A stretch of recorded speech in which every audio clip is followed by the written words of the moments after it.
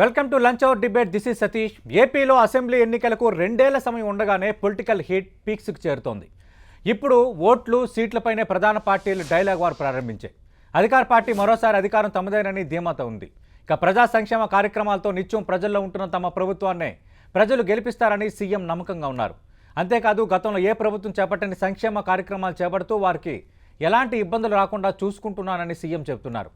ఎప్పుడు లేని విధంగా కులం, మతం, లింగ వివక్ష లేకుండా సంక్షేమ కార్యక్రమాలు ప్రజలకు చేరువయ్యేలా చేశామని ఈ కార్యక్రమాలను జనంలోకి తీసుకువెళ్లాలని పార్టీ శ్రేణులకు సూచిస్తున్నారు. ఈసారి 150కి పైగా సీట్లు గెలవాలని పార్టీ శ్రేణులకు దిశానిర్దేశం చేశారు వైసీపీ అధినేత జగన్. ఇన్ని సంక్షేమ కార్యక్రమాలు చేపడుతుంటే అంతకంటే ఎక్కువ సీట్లు ఎందుకు ఆశించవద్దని ఆయన అన్నారు. సరిగ్గా టార్గెట్ చేస్తే 175 సీట్లు కూడా గెలుచుకోవచ్చని పార్టీ శ్రేణుల ఉత్సాహం నింపారు ముఖ్యమంత్రి. 151 గెలిచినాం, మళ్ళా 151కి తగ్గకుండా గెలవాలనేది తాపత్రయం. గెలవడం అనేది మామూలుగా గెలవడం వేరే, ఫ్లయింగ్ కలర్స్తో గెలవడం వేరే. లంచం లేదు, కరప్షన్ లేదు, వివక్ష లేదు, బటన్ నొక్కుతూనో నేరుగా పోతా ఉన్నాం. ఇంత చేసిన పరిస్థితులు రాష్ట్ర చరిత్రలో, దేశ చరిత్రలో బహుశా ఎత్తికినా కూడా ఎక్కడ కనిపించదేమో. లాస్ట్ టైం 151 వస్తే దానికన్నా 151 వస్తే 151 ఖచ్చితంగా ఈసారి కూడా రావాలి కానీ తగ్గకూడదు కదా. పోయి 151 కాకుండా 175 కూడా ఎందుకు రాకూడదు? లాస్ట్ టైం కుప్పం రాలే మనకు. ఈసారి కుప్పం మున్సిపాలిటీ గెలిచినాము, కుప్పం లోకల్ బాడీస్ గెలిచినాం. లాస్ట్ టైంకు ఈసారికి తేడా లేదా? Why not? ఇక టీడీపీ మాత్రం వైసీపీ సర్కార్ వైఫల్యాలతో జనం విసిగిపోయారని అంటోంది. రాష్ట్రం పూర్తిగా ఆర్థిక సంక్షోభంలో కూరుకుపోయిందని జనం ఆందోళనలో ఉన్నారని చెబుతోంది. ఏపీ మరో శ్రీలంకలా మారకముందే మేల్కోవాలని జనం భావిస్తున్నారని, అందుకే టీడీపీ వైపు జనం చూస్తున్నారని ధీమాతో ఉన్నారు ఆ పార్టీ నేతలు. ఎప్పుడు ఎన్నికలు వచ్చినా టీడీపీకి 160 సీట్లు ఖాయంగా వస్తాయని జోస్యం చెప్తున్నారు ఆ పార్టీ ఏపీ రాష్ట్ర అధ్యక్షుడు అచ్చెన్నాయుడు. వైసీపీ ప్రభుత్వ వైఫల్యాలు, ప్రజా వ్యతిరేకతే తమను గెలిపిస్తుందని ధీమాతో ఉన్నారు ఆయన.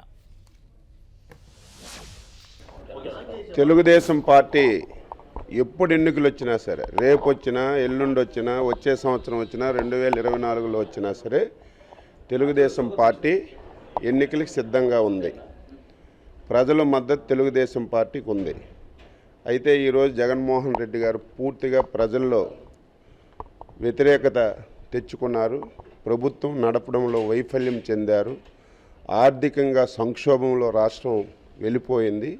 ఇప్పటికే ప్రజలు రాళ్లతో కొట్టే పరిస్థితి వచ్చింది. ఇంకా ఆలస్యం చేస్తే శ్రీలంక ఈ రాష్ట్రం అయిపోతుందని భయంతో వెళ్ళొచ్చు త్వరగా ఎలక్షన్లకి. ఆయన ఎప్పుడు వెళ్ళినా సరే మేము సిద్ధంగా ఉన్నాం.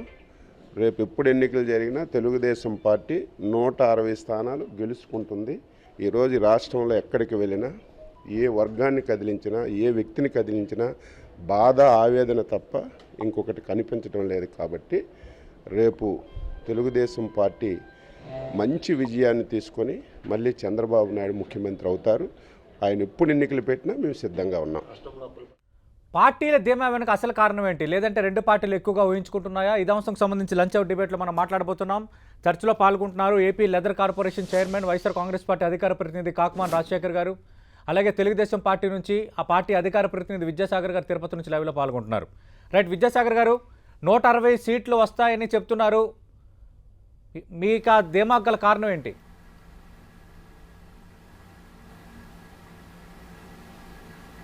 ఇప్పుడు ఇందాక మీరు ఉపోద్ఘాతంలో చెప్పినట్టు వైసీపీకి 175 గురించి మొట్టమొదటిగా మాట్లాడిన తర్వాత మా 160 గురించి మాట్లాడుతున్నాను సతీష్ గారు. ఈ డెమోక్రసీ, ఈ దేశం స్వాతంత్రం వచ్చినప్పటి నుంచి నాకు తెలిసినంతవరకు ఏ ముఖ్యమంత్రి కానీ, ఏ ప్రధానమంత్రి కానీ ఇటువంటి స్టేట్మెంట్ ఇవ్వాల. అంటే ఉన్న సీట్లన్నీ మేము గెలుచుకుంటాం. చాలామంది స్టేట్మెంట్ ఇస్తే మెజారిటీ సీట్లు రావాలా, బలమైన సంఖ్యతోటి మనం ప్రభుత్వం ఏర్పాటు చేయాలన్నది మనం విన్నాం. ఈవెన్ ఇందిరాగాంధీ స్టేట్మెంట్, ఈ రకమైన స్టేట్మెంట్ ఇవ్వాలా, ఇప్పుడు నరేంద్ర మోడీ గారు ఇవ్వాలా.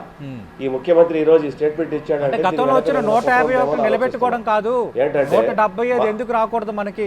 ఇది నేను ముఖ్యమంత్రి చేసిన వ్యాఖ్య ఆ పార్టీ నేతల సమావేశంలో. అదే చెప్తున్నా సతీష్ గారు.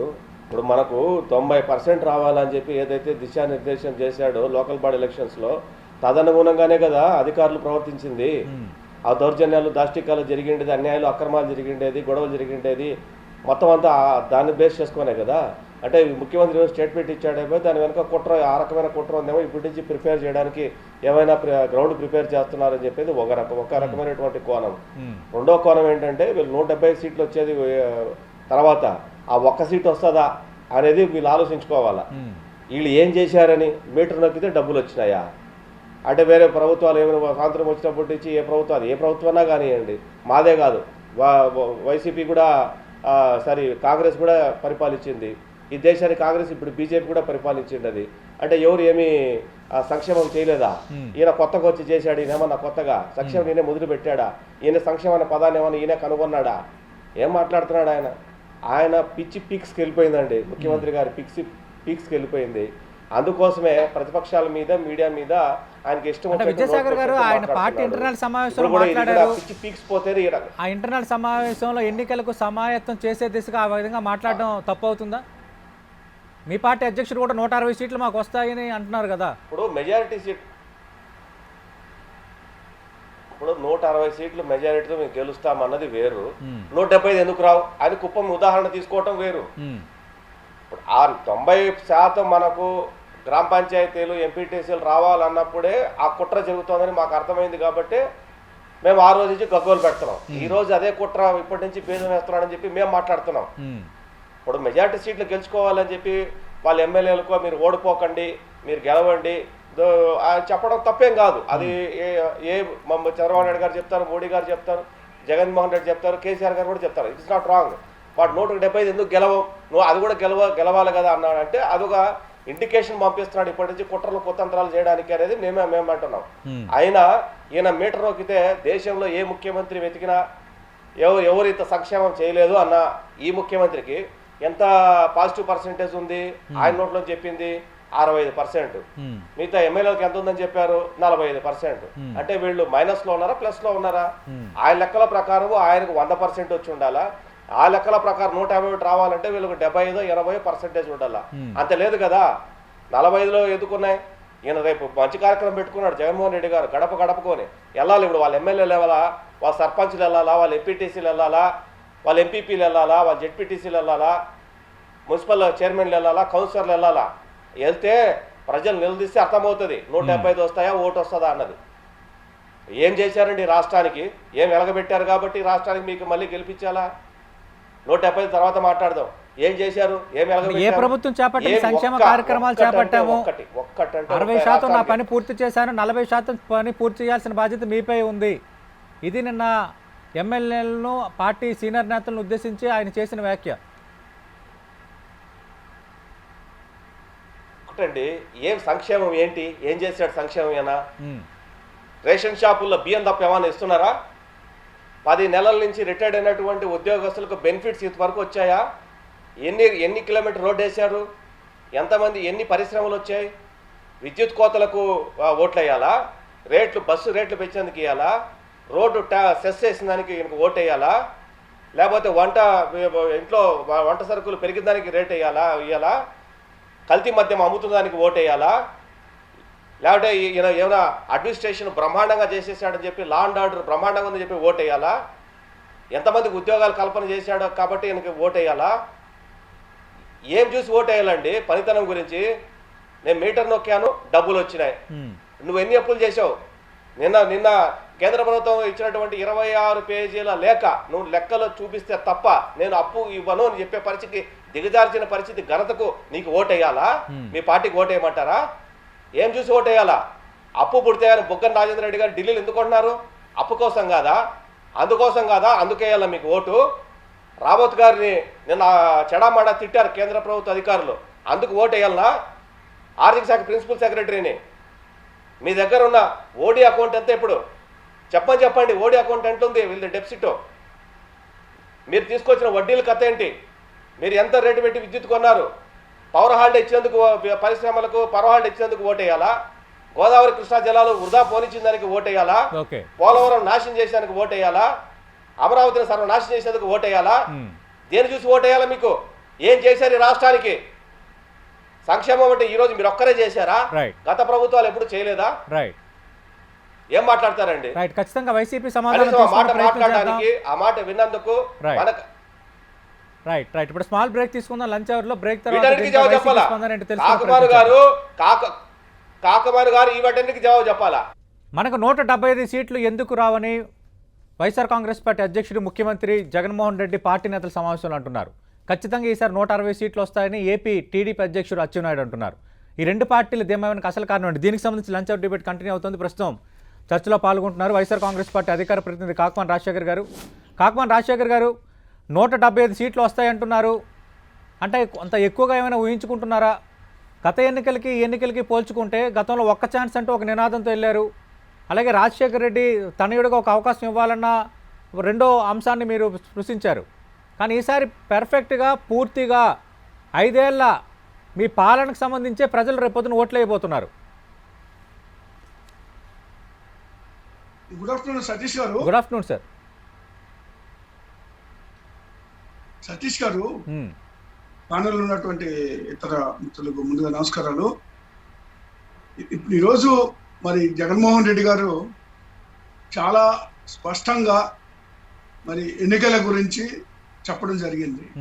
జరిగినటువంటి సమావేశంలో మరి మంత్రులతో కానీ, పార్టీ నాయకులతో కానివ్వండి, ఎమ్మెల్యేలతో కానీ జరిగినటువంటి ముఖ్యమైనటువంటి వాళ్ళతో జరిగినటువంటి దాంట్లో చాలా స్పష్టంగా, ఎందుకంటే గతంలో 151 సీట్లు గెలవడం జరిగింది.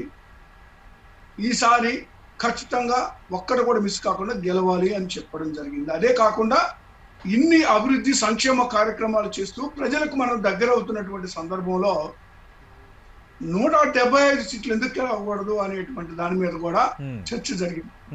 ఖచ్చితంగా మేము గెలవగలము, గెలుస్తాము అనేటువంటి నమ్మకం, ఆత్మవిశ్వాసం మాకు ఉందండి. నేనేదో ఊరిక రాజకీయంగా నేనేదో సింపుల్ గా మాట్లాడలేదండి. ప్రజలకు ఇచ్చినటువంటి హామీలని 95% పైబడి నెరవేర్చినటువంటి సందర్భంలో ఇప్పటికీ మేము ధైర్యంగా ముందుకెళ్ళగలుగుతున్నాము. ముఖ్యమంత్రి గారు చాలా స్పష్టంగా జగన్మోహన్ రెడ్డి గారు, మేము మీకు మేలు చేస్తే మమ్మల్ని దీవించండి, లేకపోతే మీరు వ్యతిరేకించండి అని చెప్పడం జరిగింది. అంత ధైర్యంగా మాట్లాడగలిగినటువంటి దమ్ము, ధైర్యం, సత్తా ఎవరికైనా ఉంటుందండి. చాలా స్పష్టంగా చెబుతున్నారు. ఎందుకంటే ప్రజలకు మేలు చేశాం కాబట్టి మనకు అడిగేటువంటి హక్కు ఉంది, ధైర్యం ఉంది. కాబట్టి చాలా స్పష్టంగా మా వైఖరి మేము ప్రజలకు కూడా చెప్పడం జరిగింది. కాబట్టి ప్రజలు మా వైపు ఉన్నారు అనేటువంటి మాట వాస్తవం. అందుకు నిదర్శనమే మరి ఇటీవల జరిగిన స్థానిక సంస్థల ఎన్నికలు కానివ్వండి, మరి ఏ ఎన్నికలు జరిగినా కూడా వైసీపీ విజయ దుందుబి మోగించింది.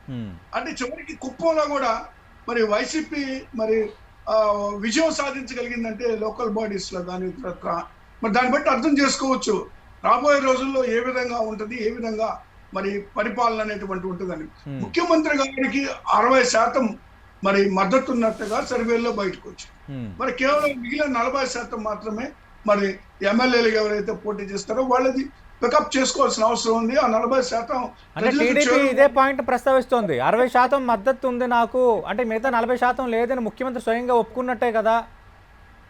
అలాంటప్పుడు 175 సీట్లు వస్తాయని ఎలా అంటారు? ఇది డిబేట్లో ఉన్న విద్యాసాగర్ గారు అడుగుతున్న ప్రశ్న. సార్, 170 సీట్లు అంటే మేము ఎలాంటి సంక్షేమ అభివృద్ధి కార్యక్రమాలు చేయకుండానే 151 సీట్లతో మేము గెలుపొందినప్పుడు మరి ఇచ్చినటువంటి మాట ప్రకారం సంక్షేమ కార్యక్రమాలు తూచా తప్పకుండా చేసినటువంటి సందర్భంలో మాకు అవకాశం ఖచ్చితంగా ప్రజలు ఇస్తారు, మేము ప్రజల పక్షాన నిలబడ్డాం కాబట్టి అనేటువంటి మాట నేను చెప్పదలుచుకున్నాను సార్. అంటే రాజశేఖర్ గారు అదే అంటున్నా, మీరు రేపు పొద్దున్న అడిగే ఓటు 5 ఏళ్ల మీ పార్టీ పాలనకు అడిగే ఓటు. గత 5 ఏళ్ల కిందట, అంటే 3 ఏళ్ల కిందట ఎన్నికలకు వెళ్ళేటప్పుడు 2019లో మీరు అడిగింది ఒక్క ఛాన్స్ ఇమ్మని, రెండోది వైఎస్ రాజశేఖర రెడ్డి లెగసీ, 5 ఏళ్ల తెలుగుదేశం పార్టీ పాలనపైన ఉన్న వ్యతిరేకత. ఈ 3 అంశాలు మీకు పాజిటివ్గా పనిచేశాయి. ఈసారి అవేం పనిచేయవు. స్ట్రైట్గా వైఎస్ఆర్ కాంగ్రెస్ పార్టీ ప్రభుత్వం, వైఎస్ జగన్మోహన్ రెడ్డి పాలన ఎలా ఉంది, దానికి ప్రజలు ఇచ్చే తీర్పు. ఖచ్చితంగా 175 వస్తాయని ఊహించుకోవటం, ఎక్కువగా ఊహించుకోవటం అవుతుంది కాదా? సతీష్ గారు, మా ఆలోచన, మేము చెప్పేది కూడా అదేనండి. మేము ఇచ్చినటువంటి హామీలను నెరవేర్చాం కాబట్టే మాకు ప్రజల మద్దతు మాకు ఉంది అని మేము చెప్తున్నాం సార్. రైట్. గతంలో మరి మీరు చెప్పినటువంటి అంశాలను పరిగణలోకి తీసుకొని మాకు ఒక అవకాశం ఇచ్చిన మాట వాస్తవం. కానీ దానికి అనుగుణంగా మేము పనిచేసాం, ఇచ్చిన హామీలు నెరవేర్చాం కదండి. రైట్ గత ప్రభుత్వం కూడా రైట్ అండి మరి 650 హామీలు ఇచ్చి నెరవేర్చకుండా రైట్ విద్యాసాగర్ గారు, ఇచ్చిన హామీలు 95% నెరవేర్చాం కాబట్టి ఖచ్చితంగా మ్యాండేట్ మాకు అనుకూలంగా ఉంటుంది. 175 సీట్లకు 175 రావాలనుకోవడం అతిశయోక్తి కాదంటున్నారు రాజశేఖర్ గారు. పాయింట్ నెంబర్ 1 అది, దానిపై కూడా మీ సమాధానం తీసుకుంటా. అంతకంటే ముందు మీరు కూడా ఖచ్చితంగా 160 సీట్లు గెలుస్తామంటున్నారు. నిజంగా అంత కాన్ఫిడెన్స్ ఉన్నప్పుడు ఎందుకు తెలుగుదేశం పార్టీ జనసేనతో పొత్తుకో లేదంటే బీజేపీతో పొత్తుకో ప్రయత్నం చేస్తుందన్న వార్తలు ఎందుకు వస్తున్నాయి? అప్పుడు పొత్తుల అవసరం ఉండదు కదా. సతీష్ గారు, టీడీపీ వైసీపీ విసురుతున్న సవాల్ కూడా అదే. 160 సీట్లు వస్తాయని తెలుగుదేశం పార్టీ అసలు 160 సీట్లలో పోటీ చేస్తుందా అని వచ్చే ఎన్నికల్లో. ఇప్పుడు టీడీపీ చరిత్ర ఏందో ప్రజలకు తెలుసు. వీళ్ళు ఈరోజు ఏదో ఒక మాట బట్టగాల్చి మొగ మీద వేస్తే అది నిజం కాదు. కానీ పొత్తులు అనేవి ఇప్పటికిప్పుడు ఏమి నడిచేవి కాదు. ఉంటుందో లేదో కూడా తెలియదు. తెలియని దాని మీద మనం చర్చించాల్సిన అవసరమే లేదు. ఒకటి. రెండోది, నేను అడిగిన దానికి ఒక్కడి కాకుమాన పాపం అన్న సమాధానం చెప్పలేకపోయాడు. ఒక్కదానికి సమాధానం చెప్పలేకపోయాడు ఆయన. నేను అడిగేది ఒక్కటే, సిపిఎస్ మేము ఇచ్చిన హామీలు రద్దు చేస్తామండి. ఇలా ఉంటాడు సిపిఎస్ రద్దు. ఆ విషయానికి వస్తే 100 సార్లు చెప్పాడు జగన్మోహన్ రెడ్డి గారు ప్రచారంలో, సిపిఎస్ వారం రద్దు చేస్తానన్నాడు. వారంలో ఈరోజు ఎన్ని లక్షల మంది ఉపాధ్యాయులు రోడ్డు మీదకి వచ్చారండి? మీరు ఇచ్చిన హామీ నిలబెట్టి ఉంటే ఎన్ని లక్షల మంది బయట రావాల్సిన అవసరం ఏముంది? మన యూటీఎఫ్ స్టేట్ కాల్ ఇస్తే ఎందుకంటే మొత్తం ఇండ్ల దగ్గర పోలీస్ పహారా పెట్టారు? ఎందుకంటే మన students organizations last month call ఇస్తే వాళ్ళకి ఇచ్చిన హామీ జాబ్ క్యాలెండర్ మీద ఎందుకంటే స్టూడెంట్ లీడర్స్ని అరెస్ట్ చేశారు, ఎక్కడికక్కడ తుక్కు కొట్టారు పాపం. ఇచ్చిన హామీల గురించి మాట్లాడదాం. మీరు జాబ్ క్యాలెండర్ ఎక్కడ? ఎన్ని ఉద్యోగాలు ఫిలప్ చేశారు? తెలంగాణ ఎన్ని ఉద్యోగాలు ఫిలప్ చేశారు? స్వచ్ఛమైన ప్రభుత్వ ఉద్యోగాలు, డూప్లికేట్ ఉద్యోగాలు కాదు. మీరు చెప్పే గ్రామ సచివాలయాలు డూప్లికేట్ ఉద్యోగాలు కాదు. స్వచ్ఛమైన ప్రభుత్వం నుంచి వచ్చేటటువంటి ఉద్యోగాలు ఎన్ని వచ్చినాయమన్నా? మీరు ఎన్ని ఇచ్చారు? సిపిఎస్ రద్దు మీద మీరేం మాట్లాడతారు? అంతెందుకండి, విద్యార్థులకి మీరు ఎంత చదువుకుంటారో అంతవరకు అన్నాడు. దీర్ఘం తీసి మాట్లాడారు ఆయన. ఏమైనా కలెక్టర్లు చేస్తారా, ఎస్పీలు చేస్తారా, ఐఏఎస్లు చేస్తారా, డాక్టర్లు చేస్తారా, ఇంజనీర్లు చేస్తారా, ఎంత అయినా సరే నేను పెడతా అన్నాడు. ఎంత ఇచ్చాడండి ముఖ్యమంత్రి గారు? ఎంత ఇచ్చారండి? 15,000 కా అయ్యేది ఐఏఎస్ ఐపీఎస్ లో? రాజశేఖర్ గారు, ఎంతమంది కంటే 95% హామీలు నెరవేర్చారు మీరు చెప్తున్నారు. వసతి దీవెన పేరు మీద అమలు కాని హామీలు చాలా ఉన్నాయని కొన్ని ఎగ్జాంపుల్స్ టీడీపీ తెరపైకి ఒకటి సార్ సతీష్ గారు, వీళ్ళలాగా మేమేం మోసం చేయాల. వీళ్ళు ఉద్యోగాలు ఇస్తామని మరి విశాఖపట్నం బిజినెస్ సమ్మిట్ అని పెట్టేసి ఆడ ఏం చెప్పారండి? లక్షలాది ఉద్యోగాలు వస్తాయని చెప్పి ప్రజలను మోసం చేసి మాట్లాడన్నా. చెప్పారు. వాళ్ళు కాదని మీకు అధికారంలోకి ఇచ్చారు. ఇప్పుడు మీరు ఇచ్చిన హామీలు ఏం నెరవేర్చుకుంటున్నారన్నా? సిపిఎస్ గురించి మాట్లాడదామన్నా. అన్నా సిపిఎస్ గురించి మాట్లాడన్నా. విజయసాగర్ గారు ఒక్క నిమిషం. రాజశేఖర్ గారు మాట్లాడండి సార్. మీరు మధ్యలో మాట్లాడకండి. మాట్లాడండి. ఉద్యోగాలు చెప్పారు, దాని మీద చెప్తున్నా, నెక్స్ట్ మాట్లాడతా నేను. మీరు ఆ విధంగా మోసం చేసినటువంటి వ్యక్తులు మీరు, 100 కోట్లు దానికి వృధా చేసినటువంటి వ్యక్తులు మీరు ఉద్యోగాలు ఇప్పిస్తామని చెప్పి అది అలా ఉంచండి. సిపిఎస్ గురించి చెప్పిన మాట వాస్తవము. మేము చాలా స్పష్టంగా చెప్తున్నాం కదండి. కొన్ని టెక్నికాలిటీస్ ఉన్నాయి, వాటికి సంబంధించి కొన్ని ఇబ్బందులు ఉన్నాయి, అవి చూసుకొని ఇవ్వాలి అని. దానికి ఒక ప్రతిపాదన, ఒక కమిటీ వేయడం జరిగింది. దానికి కొన్ని ప్రతిపాదనలు వచ్చినాయి. దానికి అనుగుణంగా వాళ్ళని మెప్పించి వాళ్ళతో మాట్లాడిన తర్వాత కదా నిర్ణయాలు తీసుకుంటుంది. ఇప్పుడు ప్రభుత్వ పరిస్థితులు ఏంటో మీకు తెలియదండి. ఒక్కసారిగా అన్ని చేయగలిగినటువంటి పరిస్థితిలో ఉందా? మీరు దాదాపు మరి 3 లక్షల కోట్లకు అప్పులు పెట్టేసి పోయారు. ఇక్కడ అప్పులు పెట్టి పోయిన తర్వాత మేము వచ్చిన తర్వాత ఆ అప్పులకు వడ్డీలు తీరుస్తూ మళ్ళీ అప్పులు చేస్తా ఉన్న పరిస్థితులు ఉన్నాయి. ఈ పరిస్థితి రాష్ట్ర ఆర్థిక పరిస్థితి ఏందో తెలుసు. 2 సంవత్సరాలు పైబడి కరోనా ఉన్నటువంటి పరిస్థితుల్లో ఆర్థికంగా ఏ విధంగా కుంగిపోయిందో రాష్ట్రం అనే విషయం అందరికీ తెలిసిన విషయమే. ఇలాంటి పరిస్థితుల్లో కొన్ని అంశాల మీద కొంత ఆలస్యం జరుగుతుంది తప్పితే ఇచ్చినటువంటి హామీలు ఖచ్చితంగా నెరవేర్చడం జరుగుతుందని నేను చెప్పదలుచుకున్నాను. సతీష్ గారు, right right thank you Rajasekhar గారు. ఎన్నికలకు సంబంధించి Hmm. సతీష్ గారు Hmm. ఎన్నికలకు సంబంధించి సతీష్ మేము గారు. ఈ రోజైనా రేపైనా ఎల్లుండైనా ప్రతి ఏ ఎన్నికల్లో అయినా ఓకే. గతంలో ఒంటరిగానే పోటీ చేశాం. Hmm. ఒంటరిగా పోటీ చేసేటువంటి ధైర్యం దమ్ము వీళ్ళు ఎవరికన్నా ఉందండి? రైట్ వీళ్ళు- విద్యాసాగర్ గారు ఖచ్చితంగా ఒంటరిగా పోటీ చేస్తామని చెప్పే దమ్ము ధైర్యం ఏ ఇతర పార్టీలకు ఉందని అడుగుతున్నారు రాజశేఖర్ గారు. నేను అందుకే చెప్తున్నాను సార్, మేము వచ్చే ఎన్నికల్లో కూడా ఒంటరిగానే పోటీ చేస్తాము, ఖచ్చితంగా 170 సీట్లు గెలుస్తామంటున్నారు. ఆ మాట నేనేమంటానంటే ఆ మాట నాగబాబు గారు స్టేట్మెంట్ ఇచ్చారు. నా దగ్గరకు వచ్చారు 2019 ఎలక్షన్స్ అప్పుడు ఒక డెలిగేషన్ మాతో పొత్తు పెట్టుకోమని చెప్పి అని. ఈ డాంబీకాలంతా ఎందుకు గాని నేను అడుగుతున్నా, చంద్రబాబు నాయుడు గారు దావోస్కి వెళ్తే ఆయన విదేశాలకు వెళ్ళిపోయి విదేశాల్లో ఏదో చేస్తున్నారని మాట్లాడుతున్నారు. ఈ రోజు ఈ ముఖ్యమంత్రి ఎందుకు వెళ్తున్నాడు అంటే దావోస్ కి, ఓకే. ఈ ముఖ్యమంత్రి గారు ఎందుకు వెళ్తున్నట్టు దావోస్ కి, ఏ పని మీద వెళ్తున్నారు? దావోస్కి వెళ్ళినటువంటి మా చంద్రబాబు నాయుడు గారిని తప్పులు పట్టినటువంటి మీరు ఈ రోజు ఎందుకంటే వెళ్తున్నారు దావోస్కి? ఏ పని మీద వెళ్తున్నారు? ఎందుకు ప్లాన్ చేశారు దావోస్ వెళ్ళడానికి? రాష్ట్ర ప్రభుత్వం డెలిగేషన్ ఎందుకు పోతుంది అంటే మేము చేసింది ఆ రోజు కరెక్ట్, రైట్. మీరు చేసింది, మీరు మాట్లాడే మాట తప్పు అని ఒప్పుకున్నారు. నేను ఒక 20 అలిగేషన్స్ చేశా, ఒక్క దానికి మీ దగ్గర నుంచి సమాధానాలు రాజశేఖర్ అన్న, ఒక్క దానికి సమాధానాలు మీ దగ్గర నుంచి. రైట్ రైట్ రైట్ ఒత్తు లేకుండా ఎన్నికలకు వెళ్ళి గెలిచిన చరిత్ర తెలుగుదేశం పార్టీకి ఉందా చెప్పానండి? రైట్ ఒత్తు లేకుండా ఎన్నికలకు వెళ్ళి గెలిచినటువంటి చరిత్ర. Right right thank you Rajasekhar గారు. లేదండి 2009 ఎవరు వెళ్ళారు? Right. 2009 వెళ్ళలేదా? మీరు ఒంటరిగా పోటీ చేసిన చరిత్ర 2009లో మహాకూటమి వెళ్ళారు కదా, మహాకూటమి అంటూ పోటీ చేశారు తెలుగుదేశం పార్టీ, కాదండి. టీఆర్ఎస్, లెఫ్ట్ పార్టీస్ అందరూ కలిసి. సారీ కాదండి, sorry 1999, sorry 1999, Okay. 1999, right sorry not 2009, Right. 1999. Right thank you Vidyasagar గారు, థ్యాంక్ యూ కాకమాన్ రాజశేఖర్ గారు. ఓవరాల్గా అటు ఎన్నికల హడావడి ఏమైనా ప్రారంభమైందా? ఆంధ్రప్రదేశ్లో 160 సీట్లు వస్తాయని టీడీపీ చెప్తోంది. ఖచ్చితంగా 175 ఎందుకు రావని ముఖ్యమంత్రి జగన్మోహన్ రెడ్డి నిన్న ఒక సమావేశంలో ఒక ప్రకటన చేశారు. ఇక దూసుకెళ్ళండి అంటూ ఒక రకంగా ఆయన ఎన్నికల రోడ్ మ్యాప్కే సిద్ధమయ్యారన్న వాతావరణం అయితే కనిపిస్తుంది. చూద్దాం నిజంగా ప్రజలు ఎవరికి ఎన్ని సీట్లు ఇవ్వబోతున్నారో, భవిష్యత్తులో పాలనపైన, విధానాలపైన నిర్ణయించడం అనేది జరుగుతుంది. ఇది వాళ్ళ లంచ్ అవుట్ డిబేట్.